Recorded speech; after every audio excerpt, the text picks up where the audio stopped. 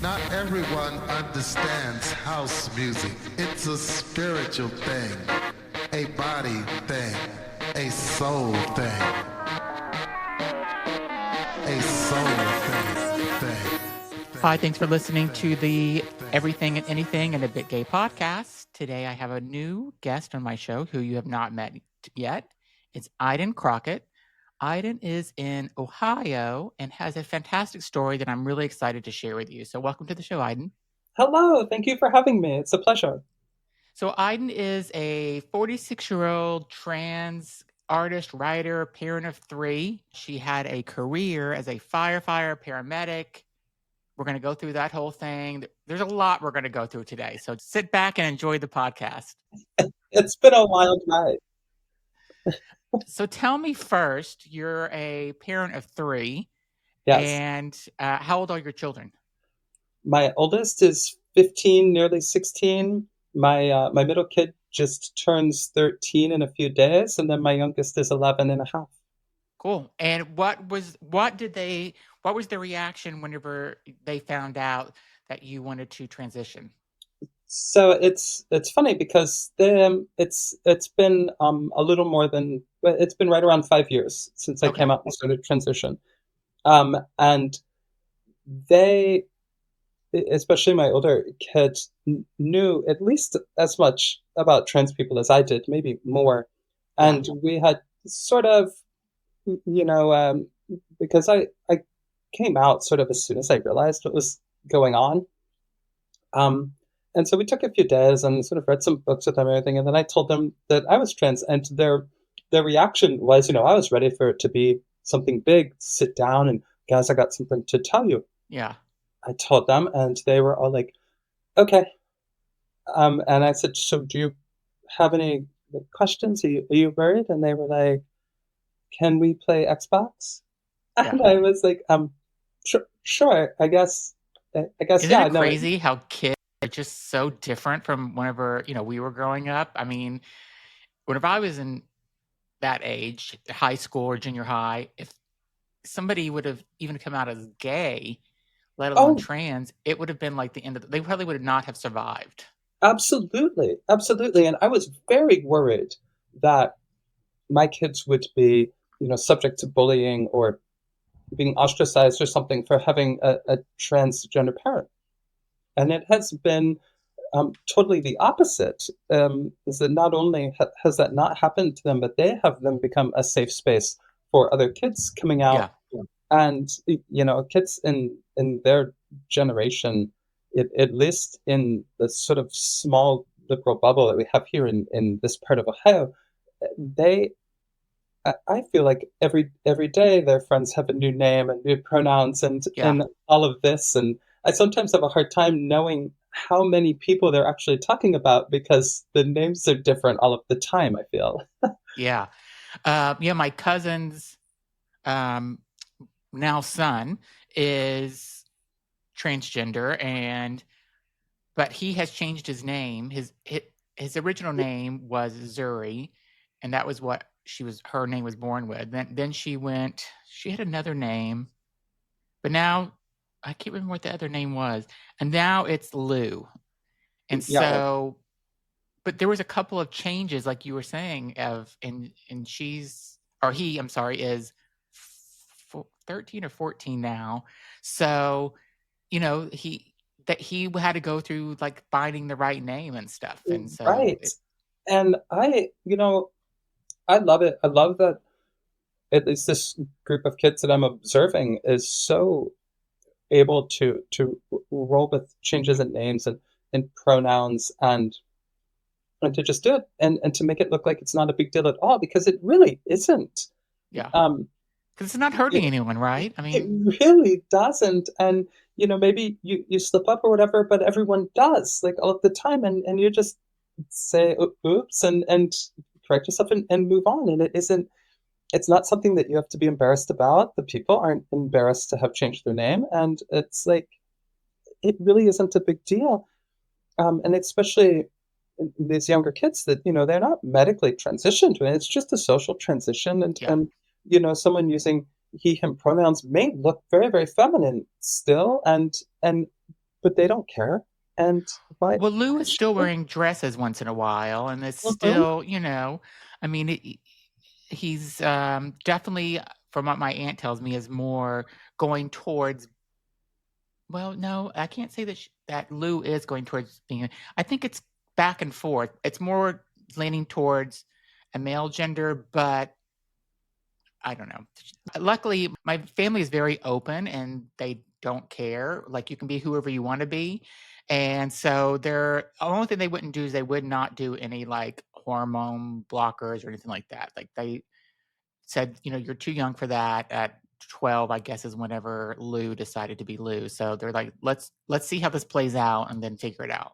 And that's, it is, there is a wisdom in slow rolling things because, it's a fine line to tread. You've got your responsibility as a parent, Hmm. and you know your kids, and you know that, okay, yes, you have to trust them and you have to listen to their inner experience, but you Yeah. also know that they don't they don't see into the future maybe the way that you do. Hmm. And they also there is an immediacy to decision making when you're young, and you really feel like commitments, you don't see them for what they truly are Hmm. until you're in them. That's why they get people to sign up for the military when they're 17 and 18, because you Yeah. don't really understand how much you're signing up for. And so I think that all of those medical options ought to be available to people, but they really should be worked out individually between the kids and their parents. And, Yeah. it is a case by case basis. So tell me about your career as a firefighter paramedic and how and did it end because you transitioned? Is that why it ended? Yeah. It was, so it ended twice. Oh, Um, and it is a sort of a complicated story, but I went to school to be a pilot. And oh, I didn't really intend to do anything else with my life, but I had gotten involved with the volunteer fire department as a high school senior. And I got my EMT basic card, and I'd been riding with them as an EMT, and I really enjoyed it. But I saw it as something like, oh, I'm going to do it through the summer. I'm going to do it. And I started coming back on weekends from school and doing it. I said, but once I graduate, I'm moving away from it. But I had a job, I had a student job as a security guard, and another kid there, he wanted to be a flight nurse. He talked me into going to paramedic school. So for hmm, people who don't know, there are different degrees of EMT certification, paramedic being sort of the highest. So hmm, it's a generic term we use, but it actually is a legal distinction. So he talked me into going to medic school. And I thought, well, what's one more class? I'm already in school all the time. And so I just went to medic school to keep my friend company. Um, but then as a medic, I really started to enjoy the work. And I found out that if I worked at the hospital at Ohio State Medical Center, they would pay for my tuition. And so I started doing that. And the more I did it, the more I liked it. And it wasn't a great time to go into aviation. I was in school right around 9/11, mm, and it was a great time to be a firefighter and a yeah. medic. Everybody thought you were the best thing ever, and I really liked that life, and I got into that and started doing it. So I was an EMT starting from 18 years old, um, and and I loved it, and I was really great at it. But it came with a number of costs, and I early on developed PTSD, and I didn't really understand what was going on. There wasn't a lot of talk about that in first responder circles back then, and it got pretty bad. By the time I was in my 30s, I was cutting myself all of the time. I had an Oh, eating wow. disorder. I had a whole range of symptoms. It was really starting to affect me as a parent and as a partner, and so um, so I got help and I dealt with all of that. And in dealing with that, I sort of created some space to listen to this part of me that had always sort of hated being a man. Um, Mhm. but I didn't know that there was any other option. I really didn't. To me, being a woman sort of seemed like being an astronaut. And that's how I've explained it to people before. It's like, well, yeah, everyone wants to be an astronaut, right? Like it's Yeah. amazing, but you can't. So you do your best. Yeah. Until one day I realized that I could. And then I realized I was trans. And I came out that day to my family and friends, and started transition that same day that I found out. Um, and so I hadn't told anybody at work though. And after a few weeks, my lieutenant started to notice some differences about me because I'd been losing weight. I was a pretty jacked dude. I was 5'10", 220, and I looked like a running back. And um, I was losing weight, and I had like shaped my arms and legs and things like that. And Chris was just like, "Hey, you're losing weight. You look good, Crockett." And it was evening time at the station. We did 24-hour shifts, and Yeah. that's when I was like, "Actually, Lieutenant, I have something to tell you." So I went into his office and I told him I was trans and I would be starting hormones soon, and I was going to be transitioning. And did And you know at that point it was your career with them was going to? I knew it from the second I knew that I was trans, because that environment is very close and it's great if you're one of them, Mhm. right? But if you're not, you're not, and it's a terrible place to be. And so, and it's not a space for femininity. It's not a space for cis women. It's certainly not a space for trans women or gay men or anything. Even though some manage to carve out a space and survive, it really isn't. Yeah. Um, and so I told my lieutenant, and he responded really well. After assuring him that I wasn't making this up, I wasn't trying to trick him because that's something we did. Um, uh, he said, "Is there something else you want me to call you?" And so then I got all like teary eyed, and we talked a little bit more. And he leaned back in his chair and said, "Aiden, this isn't gonna work, right?" And I was like, "I know, um, but I got 3 kids. So what am I supposed to do? I don't know how to do anything else."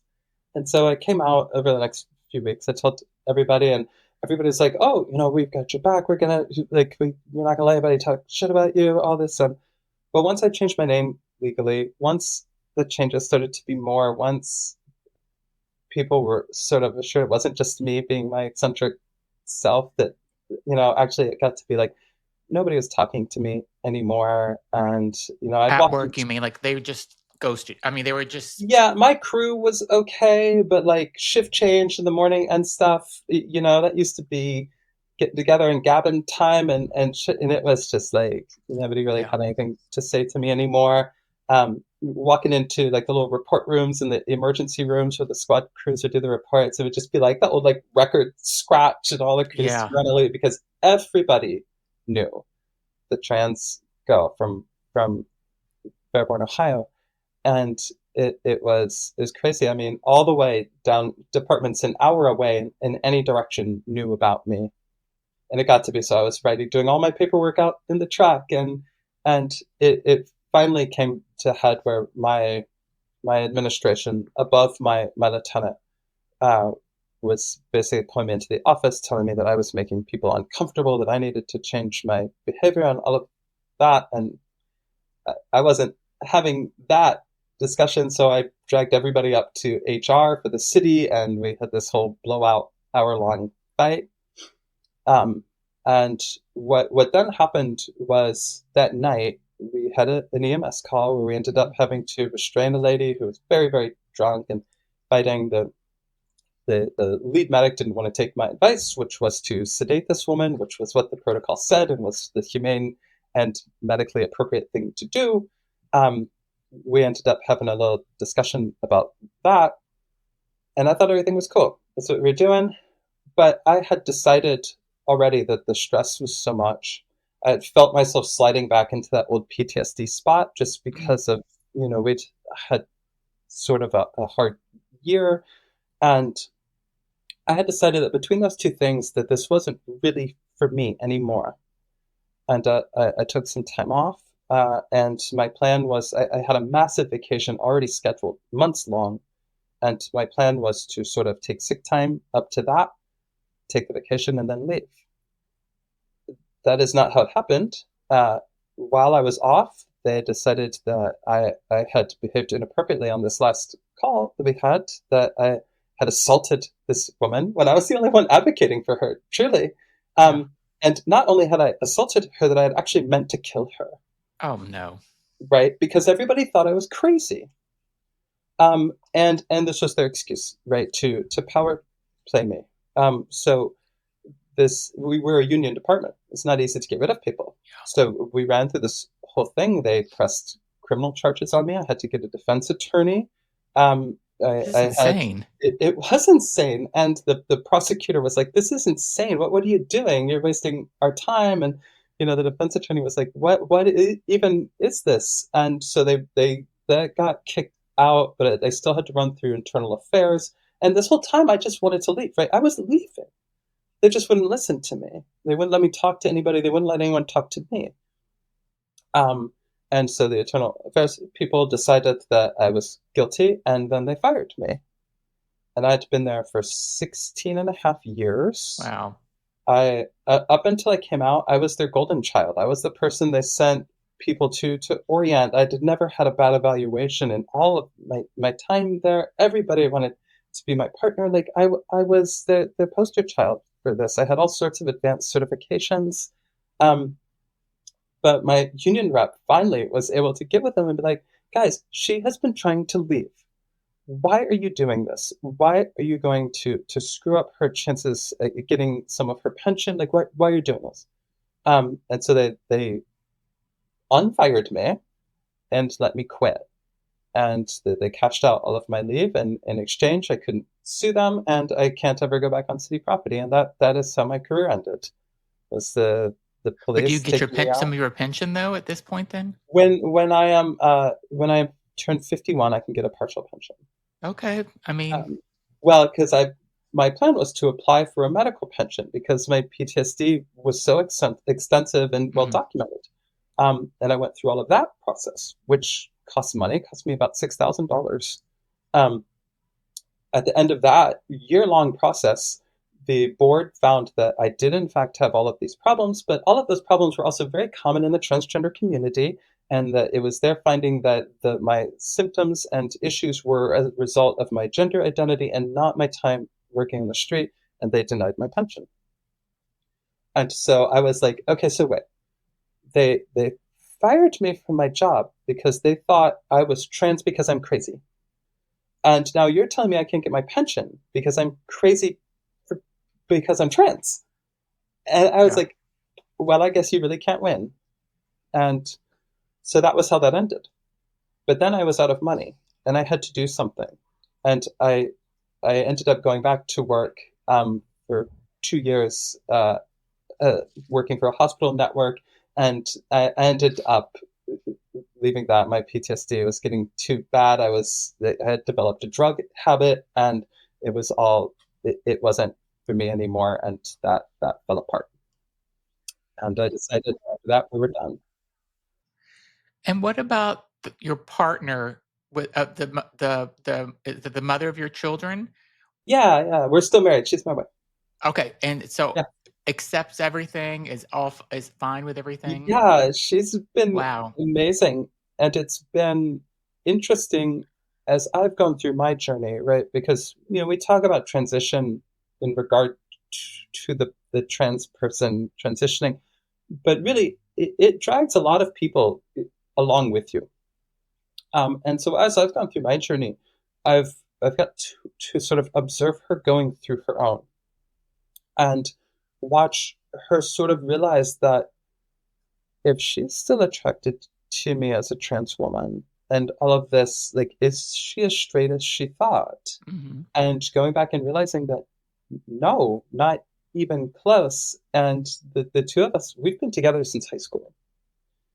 And we sort of, in the 90s, it was the sort of default. We didn't know about being bisexual or pansexual or trans or any of that. So Yeah. sort of watching both of us come into our queerness together has been very interesting and fun. Um, Not without its struggles. I mean, Yeah, it of it course. is it is a big thing to go from having, like your macho fire man husband to whatever this mess is. But um, it has I been mean, that's a like, time. I mean, you had a rough journey to get there, but at the end, it seems like now you get to be who you are.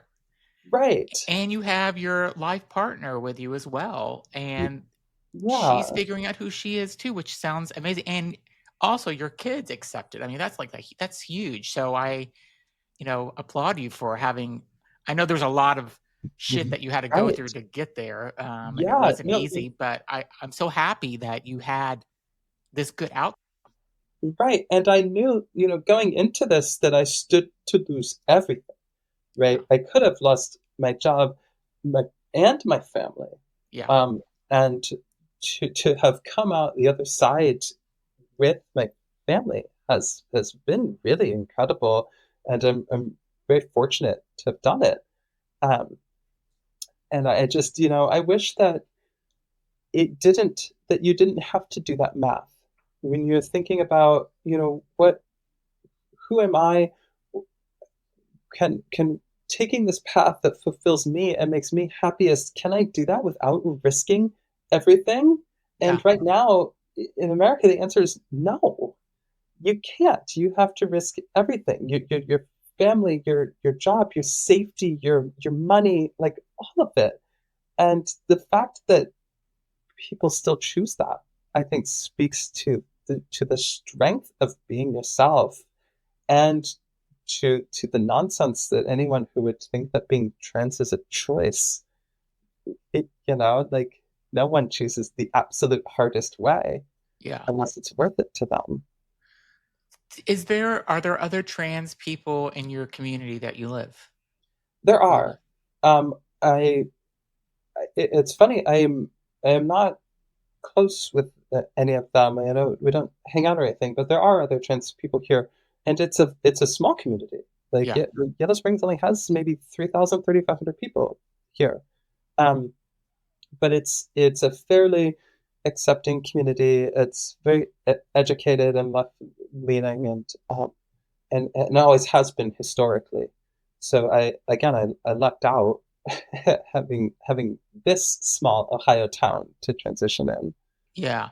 Um, and how are your kids? Do they face any type of like bullying or anything in school? It sounds like you said at the beginning, No, like no. that's awesome. And it is, there's a lot of factors I think that go into that, and one is that this is a school system that takes bullying very seriously and teaches them kindness and things from day one in kindergarten. It's a core value of the whole system, and it really shows by the time they're older. um, but also my my kids are also really great at being themselves and not being ashamed, and not and when you own yourself into your life and truly do, and just just walk with pride, people sort of see that, and instead of picking on them, they join them. Yeah. Tell me about. I mean, you have a very inspiring story for people. So I think that a lot of people that, especially in today's, and again, I say this often about this podcast in particular. I try not to get political on it, but it's very, very hard not to get political Right. because of the environment that this country is currently in with this president. And he seems to have transgender people as a bullseye that he Absolutely, is he trying to does. hit. And again, trying to stay neutral, but I'm not a reporter at the end of the day, so I don't know quite why I'm trying to stay neutral. But I try to like have my audience be anybody that could listen to it. So, but Yes. I have to say, I just don't agree with all this targeting of transgender, rights and care. And I mean, it's just insane to me that it's less than 1% of the population. And this is what we're focusing on. We're not focusing on people that are mentally ill and homeless living on the Right. street, or the veterans that have no home. And There's so many larger problems there to is. deal And with, and honestly, trans people aren't a problem at all. And but I believe that the smallness of our demographic, and the sort of the quote newness of the sort of trans rights movement, even though it isn't that at all, but it feels new to a lot of people. I certainly was very ignorant about the trans community. Hmm. Um, I think that those two things together make trans people just a target of opportunity. I think what is particularly tragic and heartbreaking to me about this is I don't believe that Donald Trump or any of the other people who make these policies actually care. I don't think that they care one way or another Yeah. about trans people and what we do or how we live, but they do need something to focus people on so that they don't focus on what is really wrong in this country.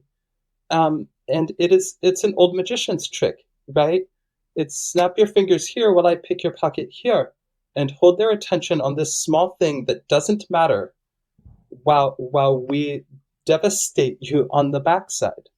Yeah. And I was talking to somebody the other day. I was like, "Are you telling me that you're willing to trade due process, trade freedom of speech, trade our alliances and our international influence, trade our economy, all of this, just so you don't have to use my pronouns?"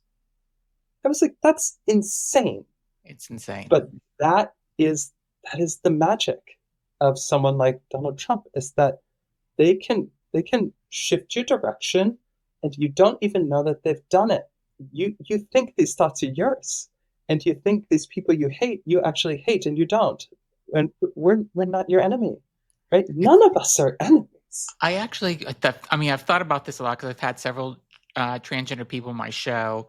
Right after he was elected, that when he was doing his inauguration, I had a transgender woman from New York, and we talked about it. Like, how is she feeling? Is she stressed? Do you feel like you want to leave the country? Just kind of having all those kind of serious conversations, and it made me think that it took so long for people to still don't completely, but accept gay men and lesbians, right? And Right. it's more accepted now, right? So they're not the target, even though I still Yeah, think they're going to go after same-sex marriage. But they'll um, get there eventually. Yeah. yeah, but they've kind of accepted, the gay and lesbians more or less, kind of. But now, like you said, transgender is so new to them that this is the new target for them. So Exactly. I remember that debate about same-sex marriage and all of this, and a couple of things come out of those memories for me. One, I remember thinking, like, why do we care about this? And at that time, right, thinking myself to be a cis het man in a yeah, in a heterosexual marriage, thinking, like, why why is this an issue? I remember saying, I was like, listen, if two gay people want to ruin their lives the same way two straight people do, let them. yeah, And exactly. but it's like, but what truly came out of that debate for me was that I remember being upset and disagreeing very much with this move to not allow same-sex couples and to sort of discriminate and hate on gay people. And I remember not saying anything. Maybe among my friends, but not publicly. I didn't write any letters to the editor. I did nothing. And that has always sat wrong with me, because I'm not a do nothing person. Yeah, But I realized how easy it is to do nothing when it isn't your ass. And I I have decided not to let that happen again.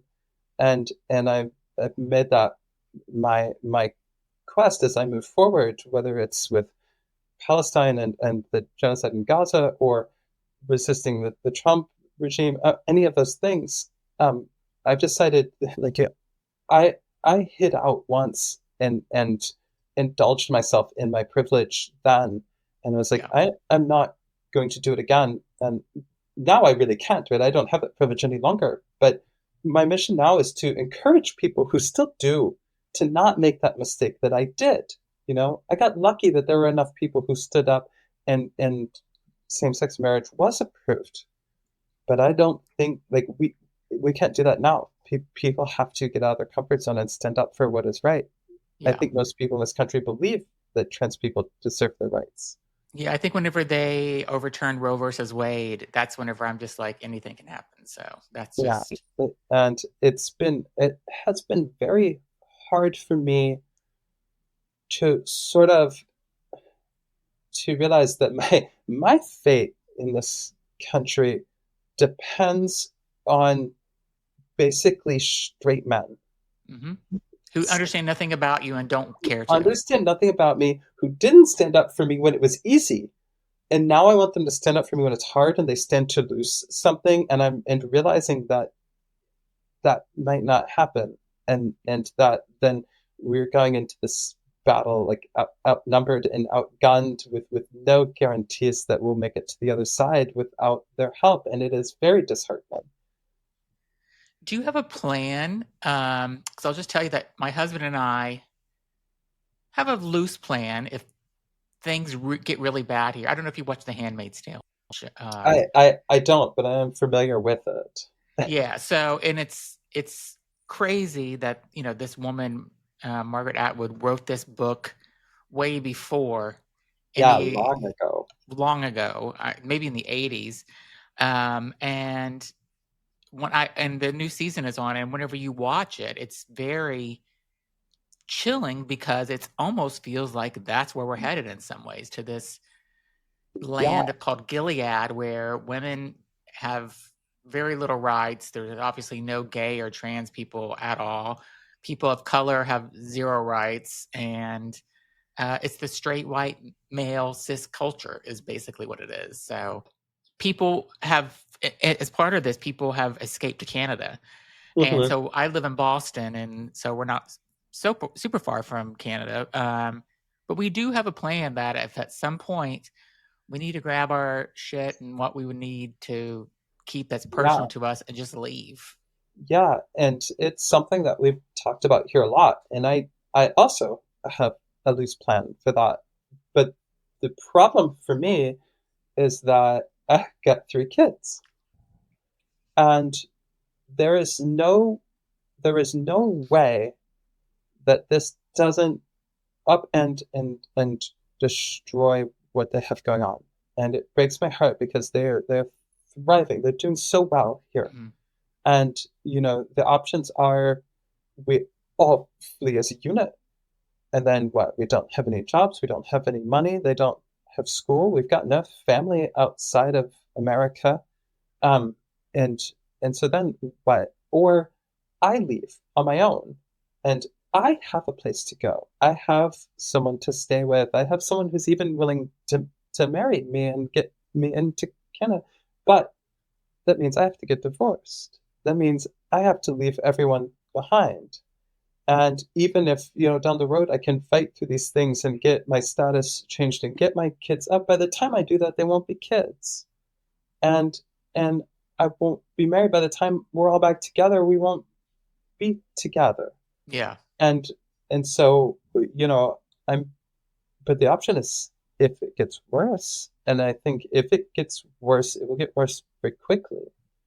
And then what do you do? Like, I don't want to be rounded up. I don't want to be imprisoned. I don't, but I'll die before I go back in the closet. Yeah.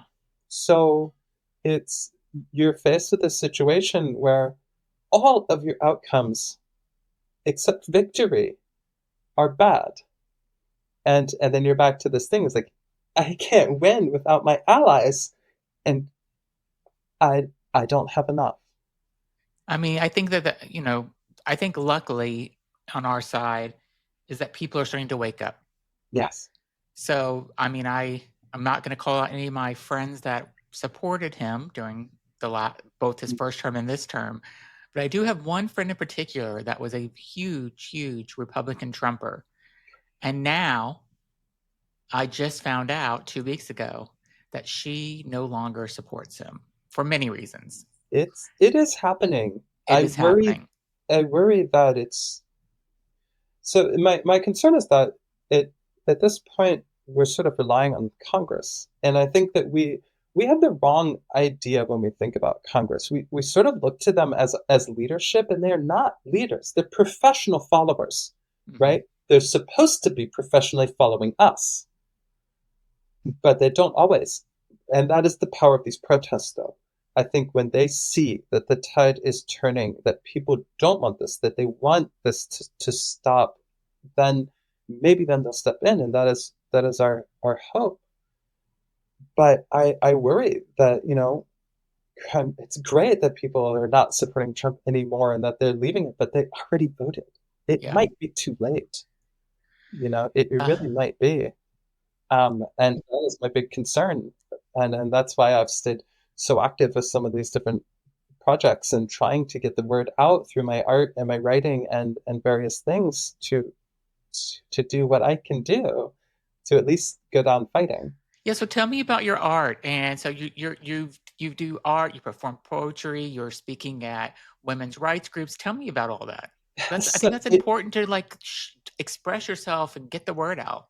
it is wild because I grew up in a family of artists, and as a sort of rebellious person, that meant that to be a rebel in a family of artists, you sort of have to reject art. And I stayed away from art purposefully. I appreciated it. I liked museums and things, but I never made anything until my PTSD got so bad that I just had these urges. I couldn't not make art, Mhm. but I didn't know how to do anything. And so I taught myself. And then when I lost my job at the fire department, and I was thinking, that had been me for so long. That's the sort of job that you are. You are a paramedic. Yeah. And without that, I was like, well, what will I do? I was only 41 at the time. And so, like, what do you do? And I thought, well, you make art and you write. You're an artist. You're a writer, and you're going to start sharing that with the world. And that's what I did. I started putting on social media, and little by little, I got my own newspaper column. I started getting invited on podcasts or speaking events, and it was crazy because I was a person who never shared anything about myself. I was very private, very secretive. But after coming out, after seeing the power of being yourself, and I swore to myself that I wouldn't hide anymore, and I wouldn't be afraid, and I wouldn't be ashamed anymore. And that was so wildly freeing. Then that all of a sudden I was the person who could do this now. I Mm. could stand in front of 1,000 people and read poetry. I can do this. And and and now that's what I do. And I've always tried to do it with, yes, I want to tell my story. I want to express myself, and that is primarily what my art is. But the larger message behind it is that you should express yourself too, and you shouldn't be ashamed of yourself either. And once you discover your voice, then you have an obligation to use it to help other people. Yeah. I mean, you have such an inspiring story, and I'm so happy that I got to talk with you. And I think it's fantastic that when you go out there, and I think you should just, hopefully, you do take a moment whenever you go out and you speak to these women, and you're speaking your poetry and doing your art, that it's brave, and that you could be just helping, even if you helped one person in the audience. Like you should really stop sometimes and think about that, because I think it's really courageous. And that has been what keeps me going, because you're a creator. You probably know this feeling of putting in all this work and being like, is anybody even listening? Does Yeah. anybody care?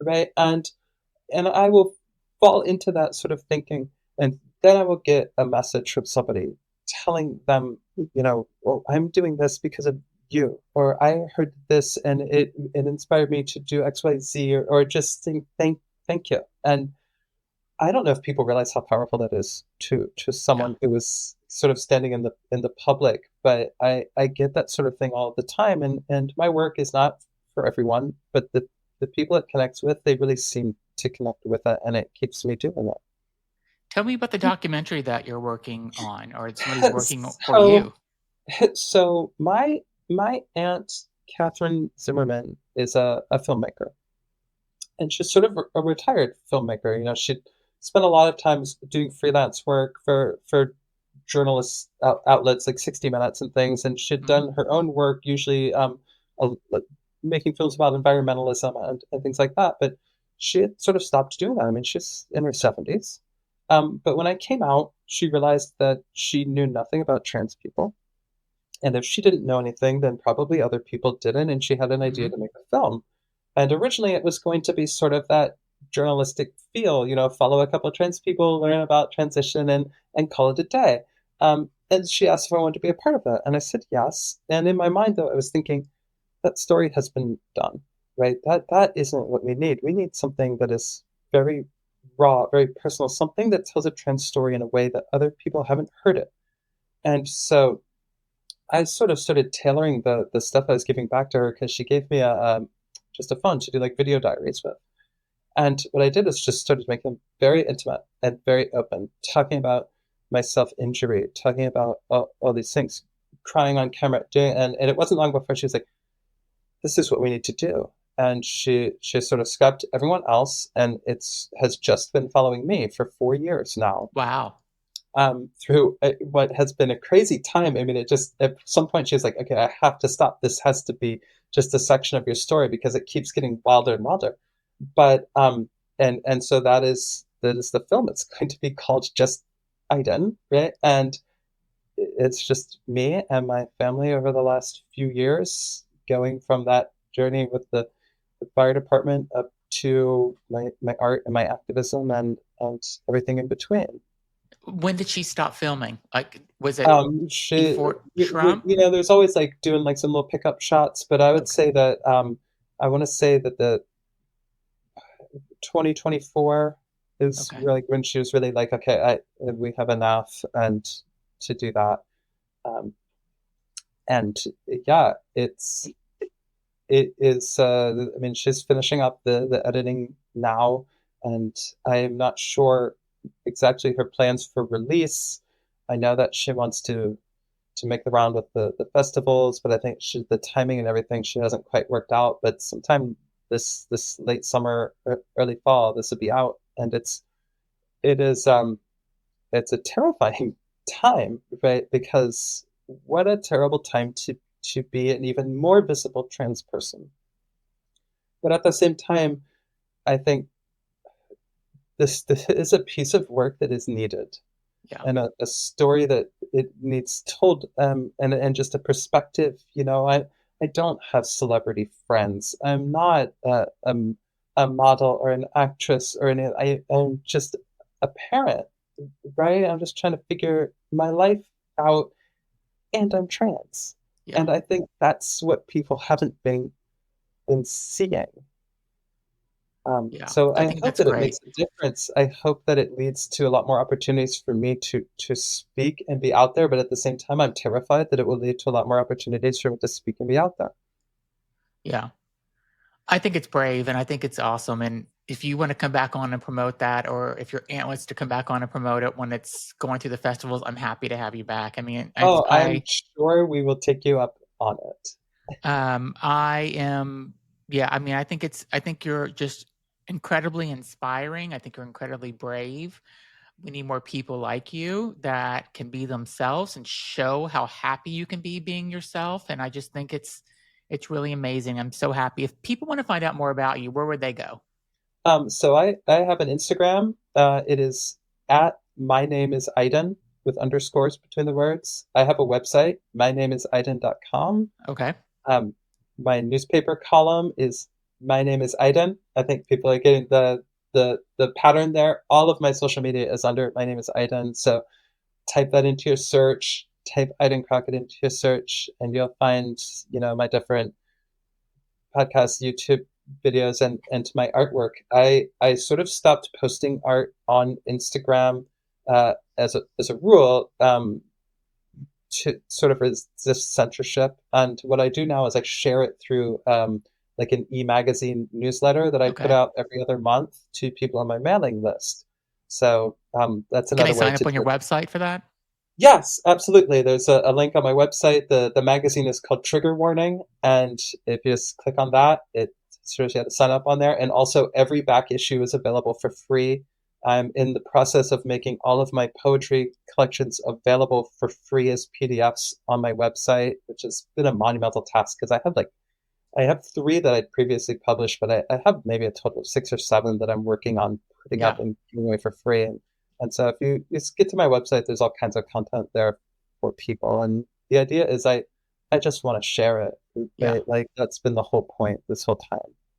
Well, you're amazing, and I'm so happy you were a guest on my show. So please go and check out her website, check out her Instagram. I followed her today or last night, and I would love to have you back on whenever you're ready to talk about the documentary and bring your aunt with her. You know, It we'll would talk to you both. it would be an absolute pleasure. Zach, thank you so much for having me. Yeah, thanks for being on. Everybody, be sure to subscribe and give us a comment on what you think about this episode. And thanks for being on. Thanks, everybody. Not everyone understands house music. It's a spiritual thing, a body thing, a soul thing. A soul thing.